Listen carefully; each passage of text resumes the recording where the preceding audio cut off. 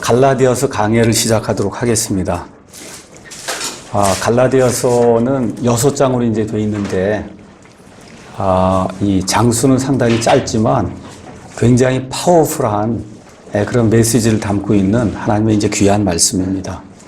먼저 그 갈라디아서 개요를 여러분에게 여기 나눠드린 그 노트를 보면서 이제 설명을 하도록 하겠습니다. 먼저 기록자는 여기 가서 보시면 갈라디아 사람들에게 보내는 사도 바울의 서신 이렇게 이제 기록이 되어 있듯이 사도 바울이 이제 이것을 기록했고, 그 다음에 기록 연대는 여러 가지 그 정황들을 우리가 이제 살펴볼 때 주후 55년경이 아니겠느냐, 이 정도로 이제 우리가 생각을 해볼 수가 있고, 그 다음에 성경 말씀에도 여러 종류의 글들이 있습니다. 어떤 건 역사를 다루고 있고, 어떤 건 시를 담고 있고, 근데 이거는 교리를 담고 있는 책이에요. 교리. 자, 그 다음에 이 사도 바울이 서신, 그러니까 특별히 어렵게 생각할 거 없고 편지예요. 그 편지는 수신자가 있죠. 그래서 그 수신자는 여기 나와 있는 대로 갈라디아 사람들에게 보낸다, 이렇게 이야기를 하고 있으니까 갈라디아에 있던 이 사람들, 특히 성도들, 나중에 이제 보면 알겠지만 이 책의 특징이 다른 그 서신하고 좀 다른 데가 있습니다. 그래서 교회들의 성도들, 그 다음에 실질적으로는 지금 21세기를 사는 우리 모두에게 이제 적용이 되는 그런 말씀이다, 이렇게 이제 볼 수가 있습니다. 자, 그럼 왜 갈라디아서라고 했냐? 이 서신의 이름은 바울이 이 편지를 쓴 수신자가 있거든요. 그 수신자가 갈라디아의 교회들로 되어 있어요. 갈라디아의 교회들 1장 1절에서 2절 가서 보시면, 그래서 우리가 간단하게 갈라디아서라고 이제 이야기를 합니다. 자, 그러면 갈라디아서를 잘 이해하기 위해서는 갈라디아가 어디 있는가를 저와 여러분이 일단 잘 이해를 해야 됩니다. 갈라디아. 그래서 제가 오늘 여기 지도를 이제 인수해서 가져다 드렸어요. 그래서 이거는 흑백으로 돼 있고, 한영대역이나 스타디나 이런 데 가서 보시면 다 칼라로 이제 돼 있으니까 원하시면 칼라 지도를 봐도 괜찮습니다. 자, 사도 바울의 1차, 2차 선교 여행 그 지도를 여러분이 한번 가서 보시면 거기에 사도 바울이 3번 선교 여행을 했습니다. 그 가운데 이 지도에는 1차 선교 여행 했다가 갔다가 다시 돌아온 거, 2차 갔다가 다시 돌아온 그 루트가 이 안에 이제 표시가 되어 있습니다. 자, 그래서 이 그림을 먼저 가서 보시면 선교 여행의 시작지는 항상 어디냐 하면 안디옥이에요. 안디옥. 그래서 여러분 이 그림에 가서 보시면 여기 바다가 이렇게 나와 있는데, 그 바다 옆에 오른쪽 가서 보시면 시리아라고 있고, 그 시리아에 안디옥이라는 데가 보이죠? 그 안디옥에서 안디옥 교회가 바울과 그 다음에 바나바를 구분하고, 그래서 이들을 이 하나님의 그 선교사로 불러서 그래서 따로 구분해서 그래서 이 사람들을 파송하는 그런 모습이 사도행전 13장에 이제 나옵니다. 그래서 1차 선교 여행은 여러분 잘 아시는 것처럼 바울과 바나바가 한 팀을 이루어서 그래서 선교 여행을 이제 완성하게 되고, 그 다음에 2차 선교 여행은 또 여러분 잘 아시는 대로 바울과 바나바 사이에 1차 선교 여행 때 같이 데리고 갔던 마가라고 하는 이 바나바의 생질이 있었어요. 이 생질 문제로 인해서 서로 이제 심하게 다투고 이게 갈라지면서 2차 선교 여행부터는 바나바는 이제 등장하지 않고 바울만 이제 나오게 됩니다. 자, 그래서 오늘 갈라디아서를 이제 잘 이해하기 위해서는 사도 바울의 1차 선교 여행을 잘 보셔야 돼요. 1차 선교 여행. 그래서 1차 선교 여행 안디옥을 이제 떠나서 그래서 1차 출발해서 여러분 여기 가서 보면 키프로스 섬 있는 거 아시죠? 키프로스. 우리 개역 성경으로는 구브로 이렇게 돼 있는데, 키프로스는 지금도 있는 섬이에요. 키프로스 분쟁이 있고, 여러분 아시죠? 이걸 다 구브로로 해놓으니까 구브로가 뭔지 역사상에 없는 그러한 그 지명이 돼버린다면 지금도 있는 키프로스예요. 그 키프로스에 가서 살라미를 지나고, 그 다음에 바보 영어로 페포스라고 하는 거기를 지나고, 그 다음에 아탈리아를 지나서 그래서 저 위로 이제 올라가면은 거기 비시디아라고 하는 데가 나오죠. 그래서 여기에 가서 보시면 비시디아, 그 다음에 루가오니아, 그 위에 갈라디아, 비두니아, 무시아 뭐 이렇게 크게 돼 있는 거는 로마 지방의, 로마 제국의 이 왕이 이렇게 특별히 이렇게 만들어 놓은 지방을 이야기해요. 지금식으로 얘기하면 우리가 경기도, 그렇죠? 그 다음에 충청도, 이걸 우리가 지방이라고 얘기해요. 영어로 프로빈스라고 얘기하는데, 이 로마 제국의 황제가 지금과 같은 그런 도의 개념으로, 쉽게 얘기하면 비두니아 도, 갈라디아 도, 여러분이 그렇게 이해하시면 돼요. 그런 방식으로 이렇게 그 지역을 이제 나누어 놨어요. 그래서 거기 가면 안디옥이 또 하나 나오는 거 보이죠? 맞아요? 예, 거기 비시디아라고 쓰는데 바로 위에 가면 안디옥이 또 있죠? 예, 그거를 사도행전에 나오는 거기를 비시디아의 안디옥이다. 예, 그래서 안티오쿠스 대제가 이렇게 자기의 그 이름을 기념하기 위해서 여기저기에 이 안티오쿠스를 뜻하는 이 안디옥이라고 하는 그런 도시를 이제 만들어 놨습니다. 그래서 여러분이 사도행전 13장 이런 데 가서 보시면 거기 안디옥이 나와요. 거기 나와 있는 안디옥은 비시디아의 안디옥이에요. 이들을 파송한 안디옥은 시리아의 안디옥이고, 자, 그래서 이제 비시디아의 안디옥 갔다가 어디로 가냐면 이고니움 오른쪽에 보이죠? 이고니움, 그 밑에 루스드라, 그 다음에 더베, 그 다음에 이제 그렇게 해서 다시 거기서 돌아가는 거예요. 거기서 다시 돌아서 이제 이 안디옥으로 돌아온 그런 루트로 1차 선교 여행이 이렇게 기록이 되어 있습니다. 자, 그래서 오늘 우리가 이제 갈라디아서를 공부하게 될 때 좁은 의미의 갈라디아는 요 지역을 이야기하는 거예요. 1차 선교 여행 때 사도 바울이 이렇게 두루 직접 다니면서 말씀을 선포하고 교회들을 세웠어요. 그러니까 크게 그냥 네 도시를 얘기하자면 여기는 안디옥, 루스드라, 더베, 그 다음에 이고니온. 알겠죠? 요렇게 돼 있는 요 지역이 거기가 오늘 사도 바울이 갈라디아 서신을 이제 보내게 될 때 그 수신자들이 그 지역에 있던 교회들이다. 근데 여러분이 거기 가서 보시면 여기 요 지역은 지금 비시디아로 돼 있고 갈라디아는 저 위로 돼 있죠. 그렇죠? 그래서 사실은 갈라디아가 여기 표시된 것보다 갈라디아 지방이 상당히 커요. 그래서 지금 갈라디아가 상당히 큰데 지금 여기 갈라디아라고 적혀 있는 부분은 실제 그 갈라디아 프라빈스를 이야기하는 거예요. 프라빈스가 있으면서 이 주변 지역으로 이게 동서남북으로 이렇게 영역이 이렇게 형성이 되는데 그 형성되는 영역 가운데 맨 남부 지방에 있는 조그만 이런 지역도 갈라디아다. 여러분이.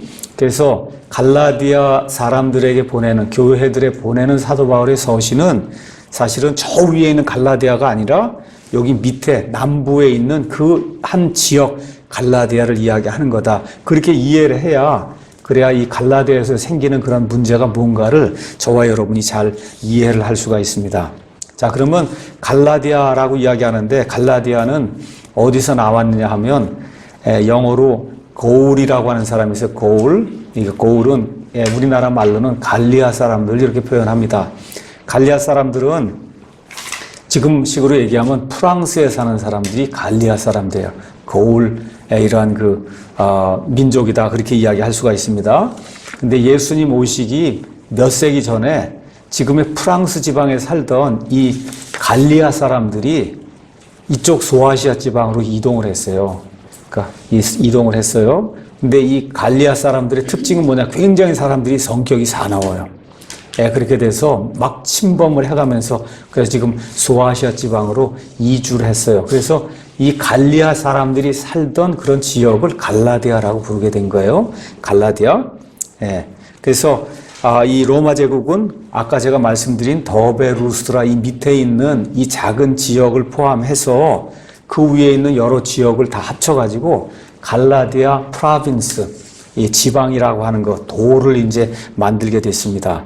그래서 저와 여러분이 성경에서 갈라디아라고 이야기할 때는 특별한 경우가 아니라는 밑에 있는 더베, 루스드라, 그래서 여러분이 잘 알고 있는 디모데 이런 사람이 다 그 지역에서 이제 나오게 되거든요.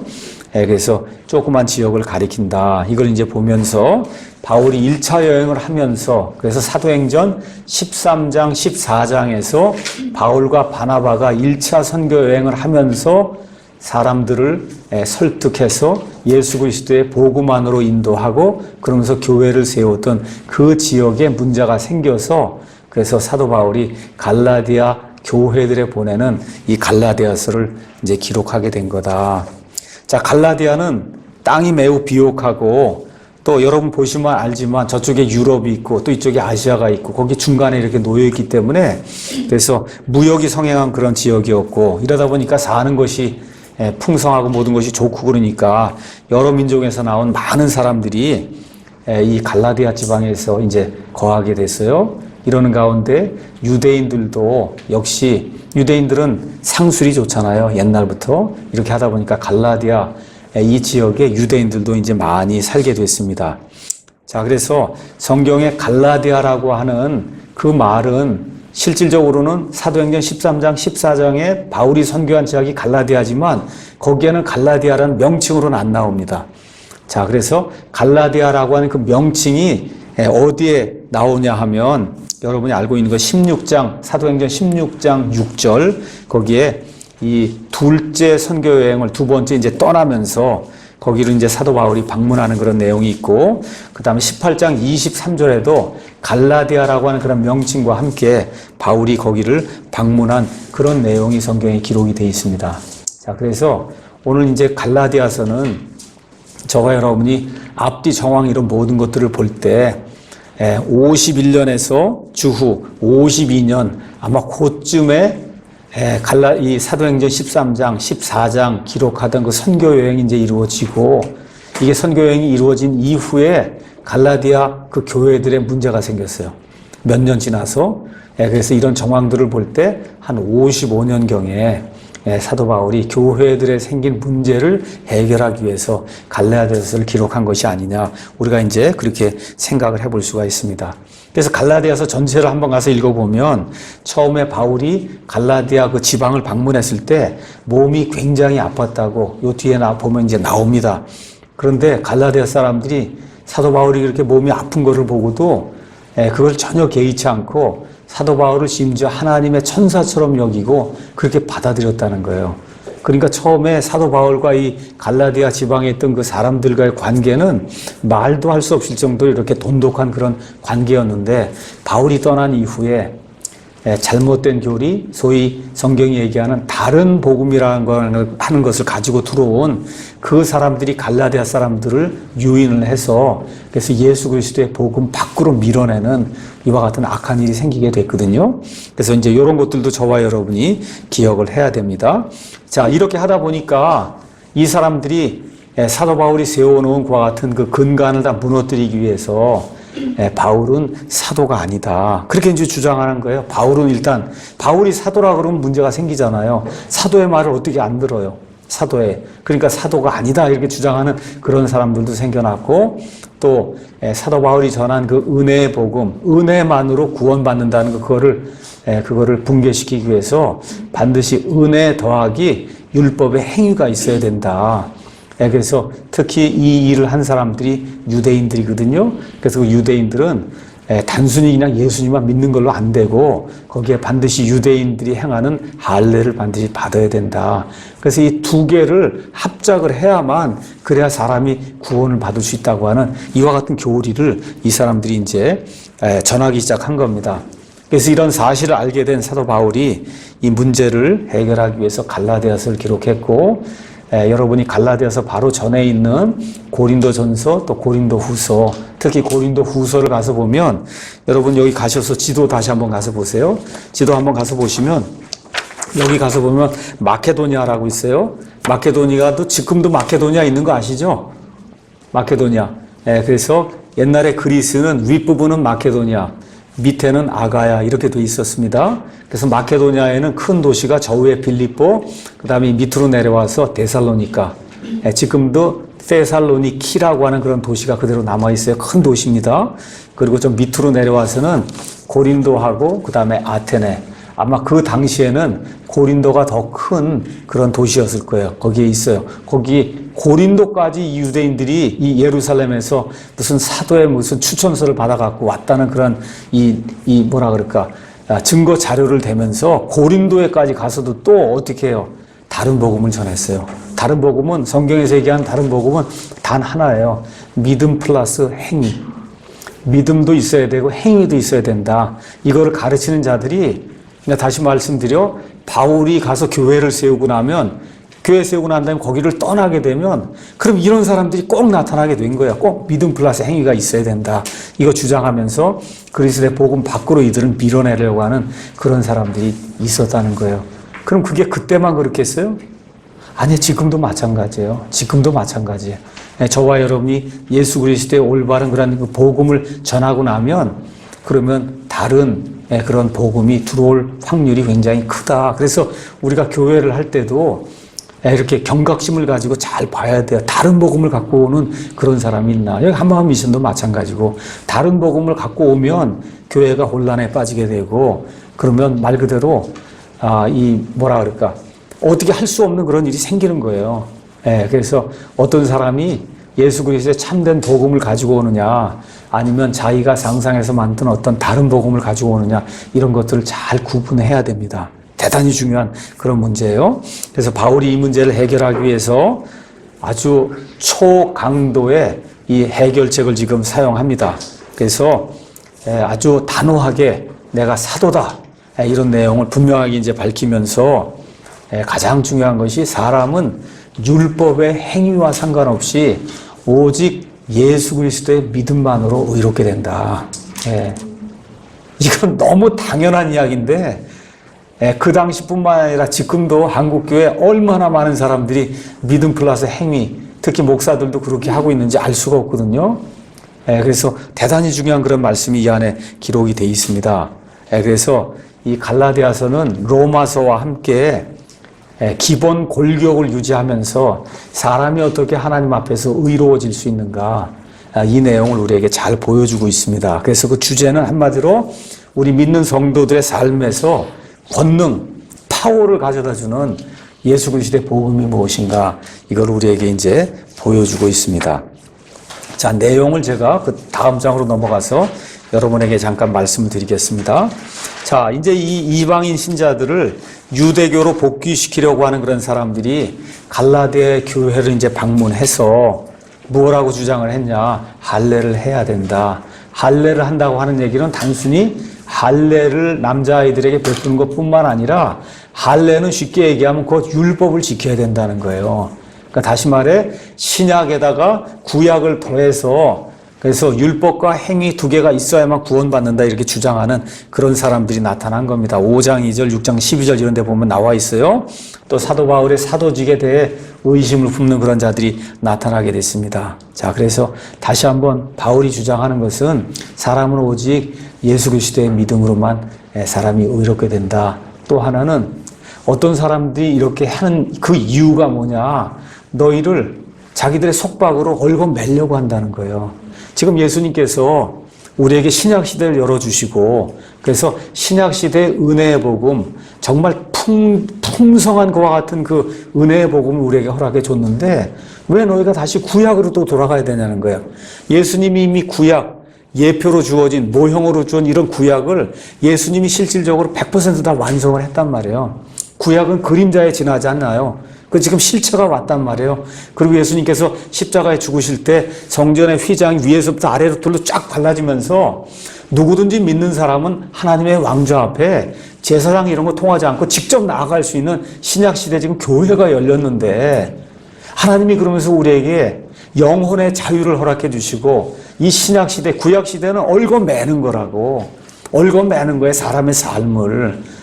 그러니까 그냥 속박 가운데 그렇게 살 수밖에 없는 그런 시스템이 구약의 종교 시스템인데, 지금 예수님이 들어와서 이런 모든 것을 일시에다 없애시고 저와 여러분에게 신약 성도로서 누릴 수 있는 엄청난 자유를 주셨다는 거예요. 근데 지금 어떤 사람이 들어와서 그거 다가 아니다, 율법을 행해야 된다, 할례를 받아야 된다 하고 너희를 이렇게 얽어매면 그게 무슨 얘기야? 자유를 다시 걷어가겠다는 거거든요. 그렇잖아요. 그러니까 이 갈라디아서는 한마디로 우리 믿음의 사람들의 자유헌장이에요. 자유헌장. 그래서 예수님이 신약 교회를 이렇게 여시면서 우리 모든 신약 성도들에게 주신 그와 같은 그 자유, 이 자유를 왜 다시 빼앗기려고 그러냐. 그렇죠? 얼마나 많은지 알 수가 없어요. 그 당시에도 그렇고 지금도 자기들의 자유가 이렇게 속박되고 자기들의 자유가 제한되는 것을 기뻐하는 성도들이 굉장히 많아요. 왜 그러냐? 자유를 가지고 자발적으로 하나님을 섬기라 그러면 어렵거든요. 어려워요. 성경도 자기 마음대로 정해서 읽고 기도도 마음대로 하고 헌금도 마음대로 하고 자발적으로 하고 이러라 그러면 옛날에 구약시대에는 반드시 넌 요만큼 해야 되고 요만큼 해야 되고 뭐 해야 되고 기도 몇 번에 이걸 다 정해줬잖아요. 그것만 다 하고 나면 뿌듯한 거예요. 굉장히 뿌듯해. 이게 하라는 걸 다 했으니 그 의무를 다 했으니 얼마나 뿌듯한지 알 수가 없어요. 그렇죠? 그런 만족감이 있는 거예요. 종교생활은. 그렇죠? 주일 성수하라 그러고 11조 하라 그러고 일주일에 5번 교회 오라 그러고 해서 다 만족을 시키면 얼마나 기쁜지 특히 우리 자매님들 얼마나 기뻐하는지 알 수가 없어요. 목사님이 하라는 데 다 했다. 희열이 넘치는 거야. 남들 못하는데 내가 새벽기도 21일 다 했다. 그렇죠? 목사님이 와서 상장도 주고 막 이렇게 하니까 뭔가 된 것 같아요. 근데 그게 아니라 나 혼자 자발적으로 하려면 이건 뭐 해도 한 것 같지도 않고 누가 칭찬도 안 해주고 교회 가도 알아주는 사람도 없고 나중에 하나님만 알아주신다는데 그거 언제 기다려. 그렇잖아요. 이런 문제가 사람이 종교심을 가지고 있기 때문에 이런 문제가 꼭 생기게 돼 있는 거예요. 그러니까 어떤 면에서는 신약 시대에 믿음 생활하는 게 하나님 우리에게 자유를 주셨기 때문에 좋긴 좋은 건데도 불구하고 우리의 이 종교심이라고 하는 게 마귀가 와서 그걸 건드려 갖고 이 종교로 다시 돌아가게 이렇게 만들면 거기에 빠지는 그 희열, 그거를 감당하기 어렵다. 그렇기 때문에 지금도 수많은 사람들이 종교 생활을 하는 거예요.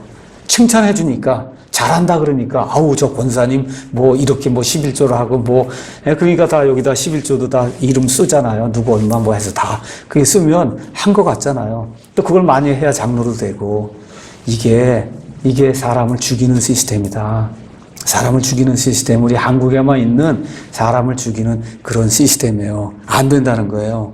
그래서 갈라디아서는 구원에 관한 한 율법으로부터 독립해야 된다. 그래서 독립선언문과 같은 거예요. 독립선언문. 우리 3.1절 얼마 전에 지났잖아요. 그때 독립선언문 낭독했고 미국도 영국에서 독립하는 독립선언문을 낭독한 것처럼 그냥 구약에서 독립하는 거예요. 율법에서 독립하는 거야. 그거를 이 6장에 사도 바울이 아주 간결하게 이거 하지 못하는 사람과 이거 해야 되는 사람의 차이가 뭐고 이 율법에 속박되어 살게 될 때 나타난 현상이 뭐고 그래서 독립을 하게 된 그 사람들은 실질적으로 5장 6장에 가서 보면 어떻게 살아야 된다가 나오는 거예요. 어떻게 살아야 된다. 그러니까 단순하게 교리뿐만 아니라 율법과 그 다음에 마귀와 그 다음에 이 구약에서 독립을 한 사람은 이러이러한 삶을 살아야 된다. 이걸 아주 현장에 규정을 해놓은 이런 것이 갈라디아서다. 그래서 우리 성도들의 독립신앙문이요. 아니면 대헌장이다. 독립을 선언한 그런 대헌장이다. 그렇게 얘기할 수가 있습니다. 그래서 마르틴 루터는 평생토록 두 책을 가장 많이 사랑했어요. 마르틴 루터를 구원으로 이끈 로마서. 얼마나 많이 마르틴 루터가 로마서에 대해서 로마서 특별히 1장, 2장, 3장, 4장 사람이 의롭게 되는 것. 루터가 그냥 설교하면 칭의뿐이 설교할 게 없었어. 그 당시에는.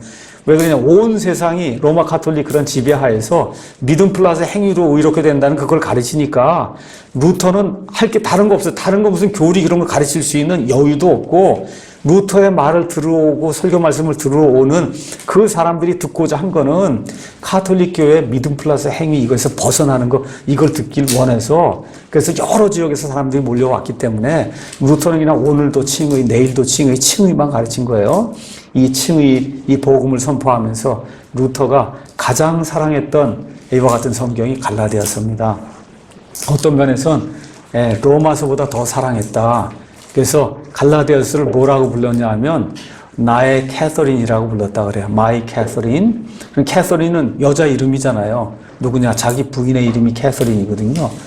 그렇죠? 그러니까 내 부인이라고 부를 정도로 루터가 끼고 살았던 그와 같은 말씀이 갈라디아서다.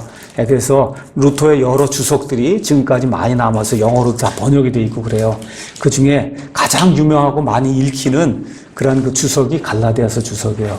갈라디아서. 그래서 사람을 의롭게 하는 그 복음이 무엇이고 그 복음으로 말미암아 사람이 변화가 될 때 어떠한 삶이 나타나야 되는가, 이거를 그 6장 안에서 아주 간결하게 이 독립 선언문과 같은 그런 형식으로 이 하나님의 말씀을 전달해주는 매우 파워풀한 이와 같은 말씀이 갈라디아서입니다. 자, 갈라디아서는 6장 149절로 이제 구성되어 있습니다. 자, 목적은 오직 믿음만이 사람이 거룩히 되는 이와 같은 칭의, 그 다음에 또 칭의 받은 그 이후의 성화, 그렇죠? 이거의 기초는 오직 믿음이다. 사람이 의롭게 되는 것도 믿음, 의롭다 함을 받은 이후에 성스럽게 거룩하게 변화가 되는 성화의 삶의 기초도 믿음. 자, 그래서 핵심절은 뭐 여러 가지가 있을 수 있지만 저는 여기 2장 16절을 이제 핵심절로 잡았습니다. 사람이 율법의 행위로 의롭게 되지 아니하고 오직 예수 그리스도의 믿음으로 되는 줄 알므로 우리도 예수 그리스도를 믿었나니, 이것은 우리가 율법의 행위가 아니라 그리스도의 믿음으로 의롭게 되고자 함이라. 결론이 뭐야? 율법의 행위로는 어떤 육체도 의롭게 될 수 없느니라. 아무리 주일 성수하고 11조를 많이 하고 남을 많이 도와주고 이런 율법의 그런 행위를 아무리 많이 해도 구원 얻을 수 없다는 거예요. 아주 명백하게 거기다 못을 박은 겁니다. 거기에. 자, 그래서 핵심 단어는 믿음, 그 다음에 자유, 이렇게 이제 보면 되겠습니다. 핵심 구는 예수님이 주신 그 자유 안에 우리가 거해야 된다는 겁니다. 자, 그러면 갈라디아서는 몇 가지 특징이 있어요. 그 특징을 여러분에게 이제 말씀을 드리고 이 말씀을 기록하게 된 배경을 여러분에게 전달하도록 그렇게 하겠습니다. 우리가 이제 로마서부터 시작해서 히브리서까지 사도 바울의 이제 서신이 있습니다. 사도 바울의 서신 누가 기록한 거예요? 이 기록자가 누구예요? 바울이죠. 근데 실질적으로 바울이 이 글을 썼을까요? 아니면 다른 사람이 썼을까요? 아니에요. 자, 가서 한번 로마서 16장 한번 가서 보세요. 로마서 엄청나게 유명한 그런 말씀이잖아요. 로마서 16장 가서 한번 보겠습니다. 로마서 16장 22절 거기 가서 보면 바울이 대필자를 썼다는 사실을 우리 성경이 보여줍니다. 22절 이 서신을 기록한 나 더디오도 주 안에서 너희에게 문안한다. 지금 그렇게 기록이 되어 있어요. 그러니까 로마서 자체를 바울이 구술을 하고 더디오라고 하는 사람이 쓴 거거든요. 그래서 성경 전체 이렇게 가서 보면 실질적으로 바울이 구술을 하고 그리고 다른 대필자가 있다는 사실을 우리가 알 수가 있습니다. 근데 갈라디아서는 특징이 있어요. 바울이 직접 썼어요. 얼마나 이게 사안이 급하고 중요했는지, 또 짧기도 하고 바울이 직접 썼습니다. 한번 가서 보겠습니다. 6장 11절. 6장 11절. 거기 가서 보니까 너희는 내가 내 손으로 너희에게 얼마나 큰 글자로 썼는지 보는도다. 이렇게 기록이 되어 있습니다.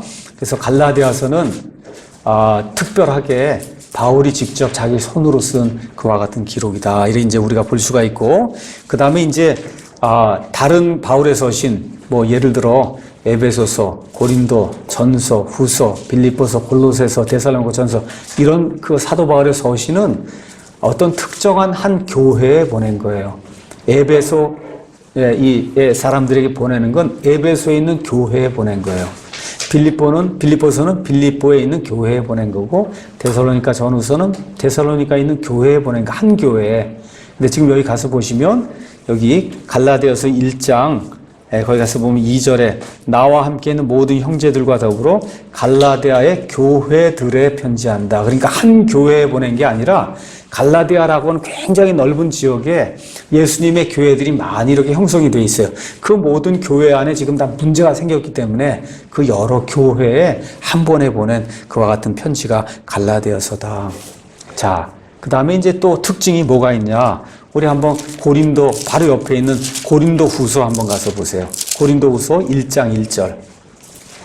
가서 보시면 이런 그 교회에 보내는 그런 그 서신 가서 보시면 하나님의 뜻으로 말미암아 예수 그리스도의 사도가 된 바울과 우리 형제 디모데는 고린도에 있는 하나님의 교회와 온 아가야에 있는 모든 성도들에게 보낸다. 그래서 가서 보시면 에베소서, 로마서, 고린도 전후서, 데살로니가 가서 다 성도들에게 보내는 거예요. 그러니까 수신자가 믿는 자들이 수신자예요. 믿는 자가 수신자예요. 다 구원받은 사람이 수신자예요. 여기 그래서 세인트라고 하는 그런 말이 나오고 하나님 안에서 인가시라고 하는 그런 말이 나오고 다른 서신에서 그게 있는데 갈라디아서에는 그게 없습니다. 그래서 갈라디아서는 대부분 믿는 사람들에게 주어진 거지만 여러분 교회 안에 가면 구원받지 못한 사람도 있어요, 없어요? 있어요. 있습니다. 그래서 구원받지 못한 사람을 향해서도 여기 직격탄을 지금 날리는 그런 말씀이 이 안에 이제 기록이 돼 있다. 자, 우리 한번 가서 갈라디아서 5장 4절 한번 가서 보세요. 갈라디아서 5장 4절. 제가 읽습니다. 너희 중에 누구든지 율법으로 의롭게 된 자에게는 그리스도께서 아무런 효력이 없으면 너희는 은혜에서 떨어져 나갔느니라. 자, 보세요. 이거 구원받은 사람이에요, 못 받은 사람이에요? 못 받은 사람이잖아요. 그리스도에게서 떨어져 나갔으면 성경적으로 얘기하면 지옥불 속에 들어간다 그 얘기거든요. 그걸 누구라 그래요? 너희라 그랬잖아요. 그러니까 이 서신서를 받는 그 너희 가운데 어떤 일부 너희는 율법으로 이렇게 된 자들이다. 다시 말해 구약식으로 행위를 통해서 무언가 이렇게 절기를 정해놓고 뭐 이런 걸 정하고 이렇게 하면 구원받아. 이걸 다 착각하는 사람들이 갈라디아 교회에 있었다는 거예요. 그런 사람들에게 지금 직격탄을 날리는 거예요. 너희는 그리스도의 은혜 안에서 떨어졌다. 뭐 지옥불 속으로 간다. 그 말은 안 썼지만 그게 그 얘기하는 거예요. 지금 이런 사람들도 편지의 수신자다. 이런 의미에서 상당히 그 갈라디아서가 다른 거와는 다른 그런 특징을 가지고 있다. 이런 거 이제 한번 더 보도록 하고, 자, 그 다음에 또 뭐가 있느냐. 여러분과 제가 갈라디아서를 읽어보면 내가 오늘 몇 차례 이야기해서 파워풀하다. 그러니까 하나님의 말씀이 창세기부터 요한계시록 22장까지 다 하나님의 입에서 나온 하나님의 말씀이에요. 그 입에서 나온 하나님의 말씀이라 해도 강도가 다 달라요. 파워의 강도가. 그렇잖아요. 강도가 다 다르다고. 같은 하나님의 말씀인데도. 근데 여기 갈라디아서 1장 8절에서 9절, 2장 16절, 3장 3절, 4장 15절, 16절, 5장 7절, 12절, 6장 3절, 그 다음에 12에서 15절 이런 거는 신약 성경 전체 기록 중에서 가장 파워풀한 이와 같은 그 스테이트먼트, 하나님의 그와 같은 말씀 중에 하나다. 엄청나게 그거 담고 있는 그 강도가 다른 성경 구절 여러 개를 합쳐도 그만큼 되지 않을 정도로 다이너마이트 같은 그와 같은 파괴력을 지닌 엄청난 그런 말씀이 이 안에 이제 들어있다. 그 다음에 이제 바울이 이제 1장 1절부터 가서 이제 바울이 얘기하는 그 톤을 보면 바울의 그 뭐라 그럴까, 의분을 여러분이 느낄 수 있을 거예요. 다시 말씀드려. 복음의 진리 때문에 이 복음의 진리가 훼손되는 것을 보고 사도 바울이 이건 도저히 내가 그냥 둘 수 없다고 하면서 바울이 외치고 어떤 면에서 울부짖는 듯한 그와 같은 그 의분이 이 갈라디아서에 이제 들어있는 거예요. 그래서 이거 읽으면 그냥 파워풀하게 사람을 이렇게 뭐랄까 낙심하거나 이렇게 거꾸로 지려고 하는 그런 사람들 이걸 읽게 될 때 그냥 파워풀하게 사람을 살리는 그런 말씀이 이 안에 이제 기록이 되어 있습니다. 자, 그러면 오늘 첫째 시간에 먼저 갈라디아서 배경을 좀 이야기하도록 하겠습니다. 자, 아까 제가 말씀드린 것처럼 갈라디아서는 한 교회에 보낸 것이 아니고 갈라디아 프로빈스 지방이라고 하는데 그 안에 여러 교회들에 보낸 거예요. 자, 문제가 뭐냐 하면 복음이 왜곡이 된 겁니다. 자, 복음은 뜻이 뭐냐, 영어로 가스플 이렇게 돼 있는데 복음은 좋은 소식이에요. 그래서 갈라디아서는 좋은 소식에 대한 나쁜 소식을 그거를 없애기 위해서 만든 소식이에요. 좋은 소식이 있어요. 예수님만으로 구원받는다 그럽니다. 근데 나쁜 소식이 있어요. 예수님 더하기 뭐를 해야 된다는 거예요. 예수님 더하기 뭐를 해야 된다는 거다. 이게 들어오니까 바울이 이거를 격파하기 위해서 그래서 지금 이 말씀을 이제 기록한 겁니다. 자, 그러면 예수님의 복음의 핵심은 뭐냐? 복음의 핵심. 우리가 한번 고린도전서 가서 보겠습니다. 어떤 사람, 요 바로 옆에 있는 고린도전서 15장 가서 보겠습니다. 어떤 사람이 예수님을 어떻게 믿어야 될까요? 많은 경우에 창세기 1장부터 요한계시록 22장까지 제가 다 알아야만 예수님 믿고 구원받을 수 있습니까? 뭐라고 여러분 대답하셔야 돼요? yes 아니면 no. yes 아니면 no. no예요. 그거 다 알고 구원받으라면 구원받을 사람이 거의 없어요. 잘 아셔야 돼요. 예, 복된 소식만 믿으면 돼요.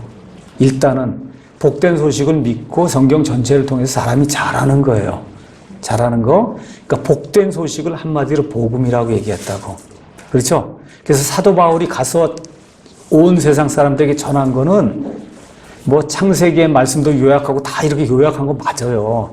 근데 그 모든 요약한 것이 이 요약을 다 해서 말씀을 이렇게 선포했단 말이야, 이게. 이렇게 한 것이 여기 가서 정점을 이룬 거야.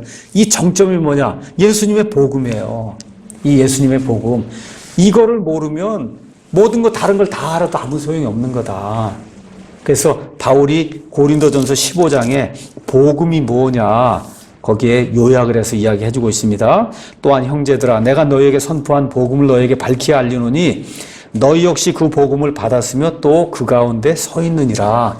자, 고린도 교회 성도들에게 바울이 가서 창세기 다 설명하고, 그 다음에 이 출애굽기 다 설명하고, 레위기 다 설명하고, 구약 처음부터 끝까지 다 설명, 이런 거 한 게 아니에요.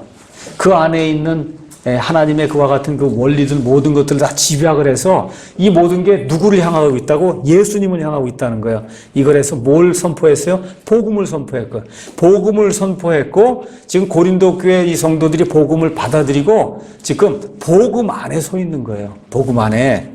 자, 너희가 만일 내가 너희에게 선포한 것을 기억하고 내가 선포한 그것을 헛되이 받지 아니하였으면 또한 그 복음으로 지금 구원을 받은 상태로 있다는 겁니다. 그러니까 사람을 구원시키는 것은 예수 그리스도의 복음이라는 거예요. 맞습니까? 예수 그리스도의 복음이에요. 사람을 구원시키는 것은. 자, 그럼 복음이 뭐냐? 거기 3절에 내가 또한 받은 것은 무엇보다 먼저 너희에게 전하였노니, 복음을 이야기하는 겁니다. 복음을 내가 누구에게서 받았어요? 예수님에게서 받았잖아요. 그 예수님에게서 받은 거 그걸 내가 너희에게 그대로 전했다. 그 복음의 핵심은 뭐냐? 곧 성경 기록대로 그리스도께서 우리의 죄들로 인하여 죽었다는 겁니다. 그러니까 저와 여러분이 믿지 않는 자들에게 가서 말씀을 선포할 때 가장 중요한 핵심이 뭐냐? 성경 기록대로, 어떤 사람의 말이 아니라 성경에 나와 있는 그 성경에 있는 말씀 그대로 예수 그리스도께서 하나님이 이 땅에 사람의 몸을 입고 오셨어요. 그래서 100% 하나님이시요 100% 이 사람이신 이 예수님, 바로 그분이 왜 죽었냐? 우리의 죄 때문에 죽었다는 거예요. 우리의 죄 때문에. 그래서 이것이 신약 성경의 핵심이에요. 그걸 우리가 대신 속죄라고 이야기한다. 그래서 영어로는 vicarious, 누구를 대신해서, vicarious atonement. 예수님이 자기를 위해서 죽은 게 아니에요. 예수님이 어떤 짐승을 위해서 죽은 게 아니다. 예수님이 저와 여러분의 죄 때문에 죽었다는 겁니다. 그게 들어가야 돼요. 복음을 선포할 때는 성경에 있는 대로 예수님이 우리의 죄들 때문에 죽으시고, 거기서 끝이면 그런 복음이 아닌 거예요. 죽은 걸로 끝나면 그게 무슨 복음이에요? 그렇죠? 그 다음에 가서 보니까 묻히셨다가, 묻혀야 되는 거예요. 묻혀야 다시 살아날 수 있기 때문에 묻히셨다가 성경 기록대로 셋째 날에 다시 살아나셨다. 여기까지, 부활까지. 예수님이 이 세상에 오신 거, 십자가에서 죽으신 거, 피를 흘리고 죽으시고 묻히셨다가 셋째 날에 다시 부활한 거, 여기까지를 전달하고, 그래서 이것을 마음으로 믿고 입으로 시인하게 될 때 그때 이 사람이 구원받는다는 거예요. 이게 지금 사도 바울이 전달한 그런 복음입니다. 그렇죠? 근데 이 복음이 왜곡이 된 거예요. 그래서 이 복음을 어떻게 하라는 거예요? 믿기만 하면 된다는 거예요. 사도 바울이 전달한 내용이 뭐냐? 이 복음을 믿기만 하면 된다. 로마서 1장 16절에 가서 보니까 내가 그리스도의 복음을 부끄러워하지 아니하노니 이는 그 복음이 믿는 모든 자를 구원에 이르게 하시는 하나님의 권능, 파워이기 때문이다. 내가 그리스도의 복음, 개역성경처럼 그냥 복음이 아니에요.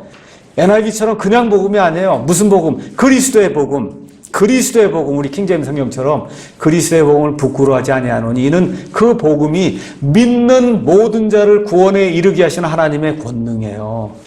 다른 거 없어요. 이걸 행하는 것이 아니고 예수 그리스도의 그 복음을 믿는 거다.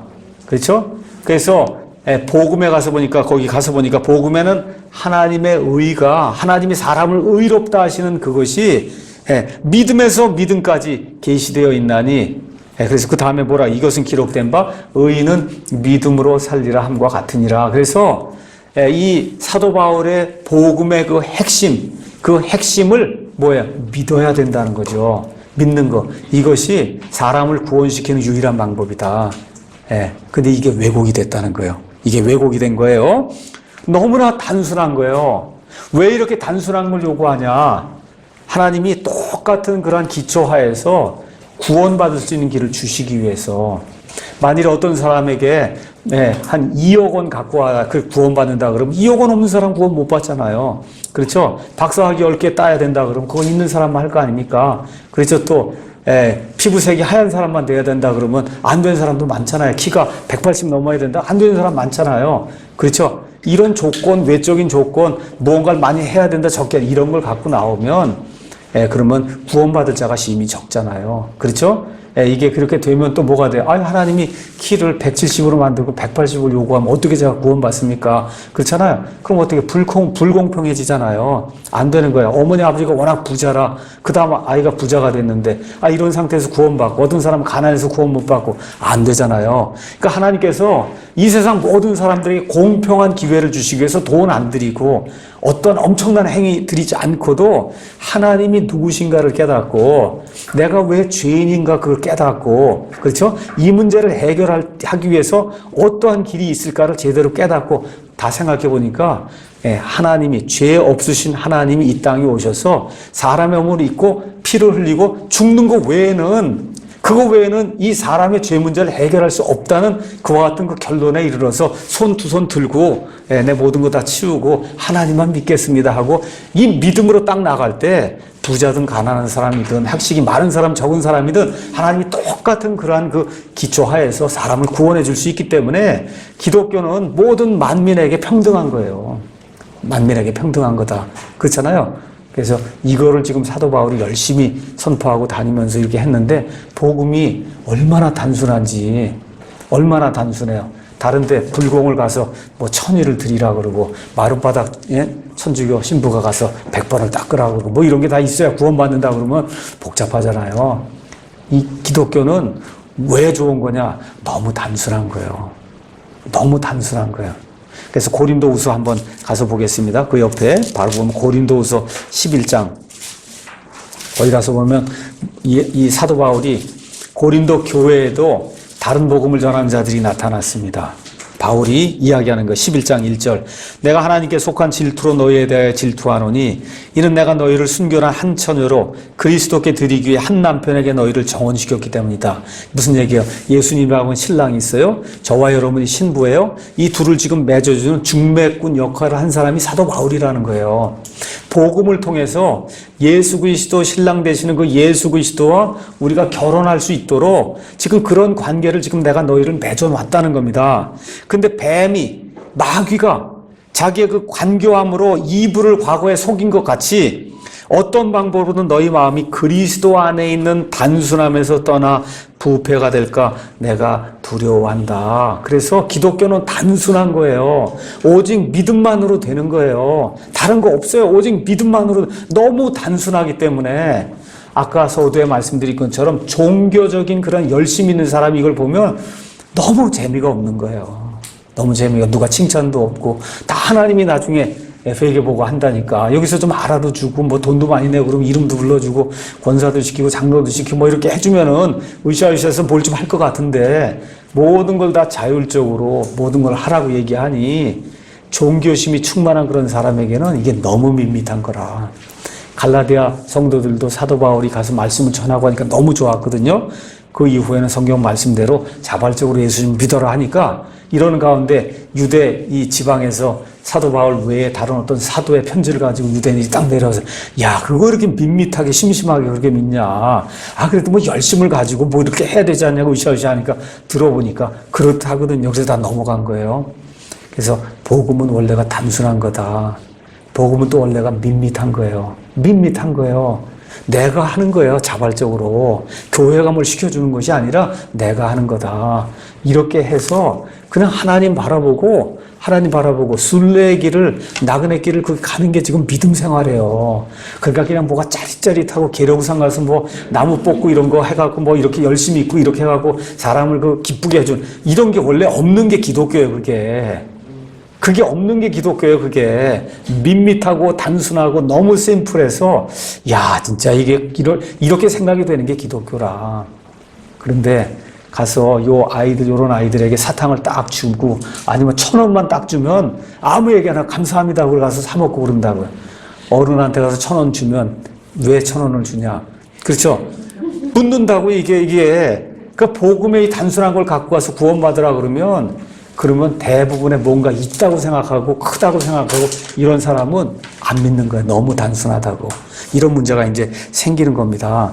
자, 이렇게 되면서 종교심을 가진 사람들의 그 열성을 부추기니까 갈라디아 교회 안에 문제가 생긴 겁니다. 자, 그러면 이 문제 생긴 거의 핵심이 뭐냐? 그거는 믿음만으로 부족하다는 거예요. 믿음 플러스 행위가 반드시 있어야 된다는 거예요. 믿음 플러스 행위.